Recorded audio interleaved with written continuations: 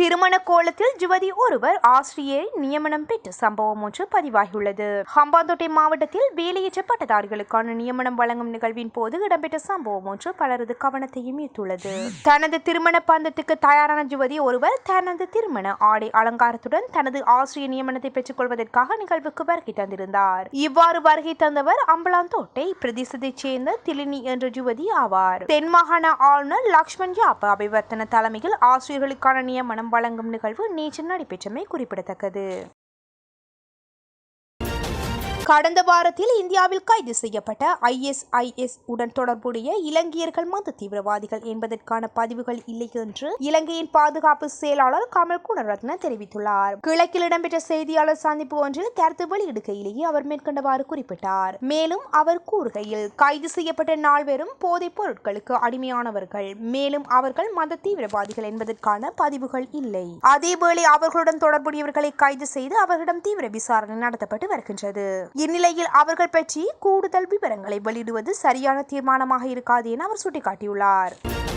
காலியில் இருந்து கொழும்பு நோக்கி பயணித்த தொடருந்து அதிகாரியின் செயலால் இந்திய பயணி ஒருவர் நிகழ்ச்சியடைந்துள்ளார். தொடருந்தின் சொகுசு பட்டியலில் பயணித்த 24 வயதான இந்திய பெண் ஒருவர் 4.5 லட்சம் ரூபாய் பெறுமதியான மணிக்கடனி மற்றும் அதன் பாகங்கள் அடங்கிய பையை மறந்துவிட்டு சென்றுள்ளார். இந்த நிலையில் அந்த பையை கண்ட தொடருந்து பாதுகாப்பு அதிகாரி குறித்த பெண்ணை தேடி ஒப்படைப்பதற்கு நடவடிக்கை எடுத்துள்ளார். மாளிகாவத்தை தொடருந்து பாதுகாப்பு அலுவலகத்தில் பணிபுரியும் சார்ஜன்ட் கபில மாரசிங் என்பவரை இந்த முன்மாதிரி வகையான செயலை செய்துள்ளார்.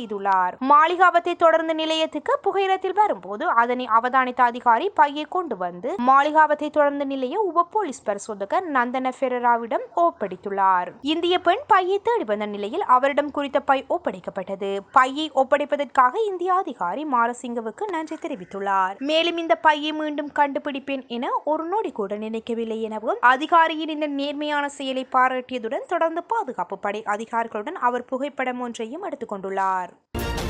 தற்காலிகமாக நிறுத்தப்பட்டுள்ள திரிபோஷா உற்பத்தியை மீண்டும் ஆரம்பிப்பதற்கு அனுமதி வழங்க சுகாதார அமைச்சு தீர்மானித்துள்ளது. இதனை சுகாதார சேவைகள் பணியாளர் நாயகம் டாக்டர் அசேல குணவர்த்தன தெரிவித்துள்ளார். 6 மாதங்கள் முதல் 3 வயது வரையிலான சிறார்களுக்கு வழங்கப்படும் திரிபோஷா அரசாங்கத்தினால் வழங்கப்பட்டு வந்தது. இதன்படி நாட்டில் அடையாளம் காணப்பட்ட ஊட்டச்சத்து தேவைகளை குழந்தைகள் வழங்குவதற்காக குறிப்பிட்ட காலத்துக்கு நிபந்தனையுடன் திரிபோஷா உற்பத்தி அனுமதி வழங்கப்பட்டதாக சுகாதார சேவைகள் பணியாளர் நாயகம் மேலும் குறிப்பிட்டார். வடமாகாண பாடசாலைகளில் தரம் 6 வறுமை கோட்டில் கல்வி கேட்கும் மாணவிகளுக்கு சுகாதார துவாய்களை கொள்வனவு செய்வதற்கான வவுச்சர்களை 2 கட்டமாக வழங்க வடக்கு மாகாண கல்வி அமைச்சு தீர்மானித்துள்ளது. அந்த வகையில் வடமத்திய மாகாணத்தில் சுமார் 31,900 பேர் வறுமை கோட்டுக்கு உட்பட்ட மாணவிகள் கல்விக்காக பாடசாலை வருகை தருவதாக வடக்கு மாகாண கல்வி அமைச்சின் புள்ளி விவரங்கள் சேகரிக்கப்பட்டுள்ள நிலையில் அவர்களுக்கு இவ்வவுச்சர்கள் வழங்க திட்டமிடப்பட்டுள்ளது. அந்த வகையில் முதலாம் கட்டமாக எதிர்வரும் 6ஆம் தேதி பாடசாலைகளில் வவுச்சர்கள் வழங்க தீர்மானிக்கப்பட்டுள்ளமை குறிப்பிடத்தக்கது. பாடசாலை மாணவிகளுக்கு இலவசமாக சுகாதார துவாய்களை வழங்கும் வேலை திட்டத்துக்கு அமைச்சரவை அண்மையில் அங்கீகாரம் வழங்கியுள்ளமையும் குறிப்பிடத்தக்கது. எதிர்வரும் 2 வாரங்களுக்குள் மின்சார கட்டணத்தை குறைப்பது தொடர்பான யோசனையை முன்வைத்தால் ஜூலை மாத நடுப்பகுதிக்குள் கட்டணத்தை குறைக்க முடியும் என பொது பயன்பாட்டுகள் ஆணைக்குழு தெரிவித்துள்ளது. மின்சார கட்டணத்தை குறைப்பதற்கான யோசனை மே மாதம் 1ஆம் தேதி சமர்ப்பிக்கப்பட்ட நிலையில் கடந்த 27ஆம் தேதியிலிருந்து மேலும் 2 வார கால அவகாசம் வழங்குமாறு மின்சார சபை கோரிக்கை விடுத்துள்ளதாக அதன் தலைவர் பேராசிரியர் மஞ்சுள பெர்னாண்டோ குறிப்பிட்டுள்ளார். எவ்வாறாயினும் இந்த பிரேரணை கிடைக்கப்பெற்றதன் பின்னர் பொதுமக்களின் ஆலோசனைக்கு பின் மின்சார கட்டணத்தை குறைக்க முடியும் என பயன்பாட்டு ஆணைக்குழுவின் தலைவர் தெரிவித்துள்ளார். இந்த நிலையில் இலங்கை மின்சார சபையின் பொறியியலாளர் சங்கம் கொழும்பில் இன்று ஏற்பாடு செய்திருந்த செய்தியாளர் மாநாட்டில் கலந்து கொண்ட அதன் தலைவர் தனுஷ்க பராக்கிரமசிங்க மின்சார கட்டணத்தை 10 முதல் 20% வரை குறைக்க வேண்டும் என தெரிவித்துள்ளார். மேலும் இதற்கு பதில் வழங்கிய பொது பயன்பாட்டுகள் ஆணைக்குழு மேற்படி கருத்தை முன்வைத்துள்ளமையும் குறிப்பிடத்தக்கது.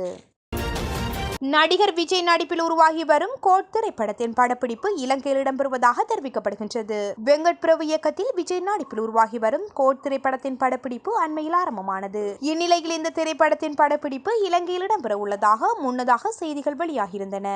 எனினும் குறிப்பிட்ட சில காரணங்களுக்காக படப்பிடிப்பு இந்தியாவின் கேரளா மாநிலத்துக்கு மாற்றப்பட்டது. இதற்கிடையில் தற்போது இலங்கையில் கோட் திரைப்படத்தின் படப்பிடிப்பு இடம்பெற்று வருவதாக தகவல்கள் வெளியாகியுள்ளது. இதனுடன் தொடர்புடைய புகைப்படங்கள் தற்போது சமூக வலைதளங்களில் வெளியாகியுள்ளன. நடிகர் விஜயும் இந்த படப்பிடிப்பில் இணைவதற்காக இலங்கை வருவாரா என ரசிகர்கள் சமூக வலைதளங்களில் கேள்வி எழுப்பி வருகின்றனர். மனைவியினை கோடாரி தாக்குதலால் பலத்தப்பட்டு காயமடைந்த கணவர் உயிரிழந்துள்ளதாக இப்பலோகம போலீசார் தெரிவித்துள்ளனர். இப்பலோகம காந்திரியகம பிரதேசத்தில் வசித்து வந்த பூஞ்சி பண்டாக்கி ஊக்கு பண்டா என்ற 74 வயதுடைய நபரை உயிரிழந்துள்ளார். உயிரிழந்தவரின் மனைவியான 59 வயதுடைய பெண் சந்தேகத்தின் பேரில் கைது செய்யப்பட்டுள்ளதாக போலீசார் தெரிவித்தனர். இறந்தவர் தனது வீட்டின் வரவேற்பறையின் திறந்த பகுதியில் தரையில் உறங்கிக் கொண்டிருந்த போது சந்தேக நபரான அவரது மனைவி இறந்தவரின் தலையில் கோடாரியால் தாக்கியுள்ளார். இந்த தாக்குதலில் படுகாயமடைந்த அவர் சிகிச்சை பெற்று வந்த நிலையில் உயிரிழந்துள்ளார். காவி உடை அணிந்து பிரதமர் மோடி தியானம் செய்யும் புகைப்படங்கள் இணையத்தில் வைரலாகி வருகின்றன. தமிழகத்தில் கன்னியாகுமரியில் உள்ள விவேகானந்தர் பாறையில் மோடி தியானம் செய்துள்ளதாக கூறப்படுகின்றது. குறித்த புகைப்படத்தில் நெற்றியில் பட்டை அணிந்து கையில் ருத்ராட்ச மாலையை ஏந்தி பிரதமர் மோடி தியானம் செய்வதை காணக்கூடியதாக உள்ளது. அதேவேளை கடந்த 2019 தேர்தல் பிரச்சாரத்துக்கு பிறகு பிரதமர் மோடி கேதார்நாத் குகையில் இதேபோன்ற தியான பயிற்சியில் ஈடுபட்டமை குறிப்பிடத்தக்கது. கனடாவில் 10 ஆண்டுகளில் இல்லாத அளவில் பல்லாயிரக்கணக்கான மக்கள் வெளியேறி பிற நாடுகளுக்கு செல்வதாக தெரியவந்துள்ளது. சமீப காலமாகவே பல்வேறு காரணங்களுக்காக கனடாவை விட்டு வெளியேறுவோர் எண்ணிக்கை அதிகரித்து வருவதாக புள்ளிவிவரங்கள் கூறுகின்றன.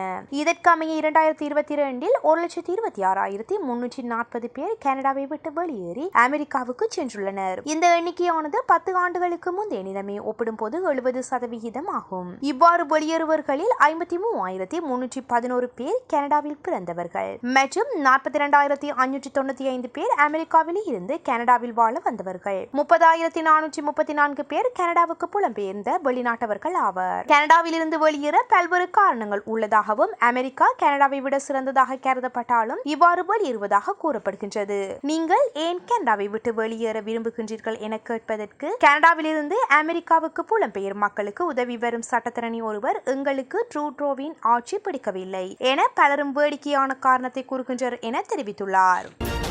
காலியில் இருந்து கொழும்பு நோக்கி பயணித்த தொடருந்து அதிகாரியின் செயலால் இந்திய பயணி ஒருவர் நிகழ்ச்சியடைந்துள்ளார். தொடருந்தின் சொகுசு பட்டியலில் பயணித்த 24 வயதான இந்திய பெண் ஒருவர் 4.5 லட்சம் ரூபாய் பெறுமதியான மணிக்கடனி மற்றும் அதன் பாகங்கள் அடங்கிய பையை மறந்துவிட்டு சென்றுள்ளார். இந்த நிலையில் அந்த பையை கண்ட தொடருந்து பாதுகாப்பு அதிகாரி குறித்த பெண்ணை தேடி ஒப்படைப்பதற்கு நடவடிக்கை எடுத்துள்ளார். மாளிகாவத்தை தொடருந்து பாதுகாப்பு அலுவலகத்தில் பணிபுரியும் சார்ஜன் கபில மாரசிங் என்பவரை இந்த முன்மாதிரி வகையான செயலை செய்துள்ளார். மாளிகாவத்தை தொடர்ந்து நிலையத்துக்கு புகையிரத்தில் வரும்போது அதனை அவதானித்த அதிகாரி பையை கொண்டு வந்து மாளிகாவத்தை தொடர்ந்து நிலைய உப போலீஸ் பரிசோதகர் நந்தன பெரராவிடம் ஒப்படைத்துள்ளார். இந்திய பெண் பையை தேடி வந்த நிலையில் அவரிடம் குறித்த பை ஒப்படைக்கப்பட்டது. பையை ஒப்படைப்பதற்காக இந்திய அதிகாரி மாரசிங்கவுக்கு நன்றி தெரிவித்துள்ளார். மேலும் இந்த பையை மீண்டும் கண்டுபிடிப்பேன் என ஒரு நொடி கூட நினைக்கவில்லை எனவும் அதிகாரியின் இந்த நேர்மையான செயலை பாராட்டியதுடன் தொடர்ந்து பாதுகாப்பு படை அதிகாரிகளுடன் அவர் புகைப்படம் ஒன்றையும் எடுத்துக் கொண்டுள்ளார்.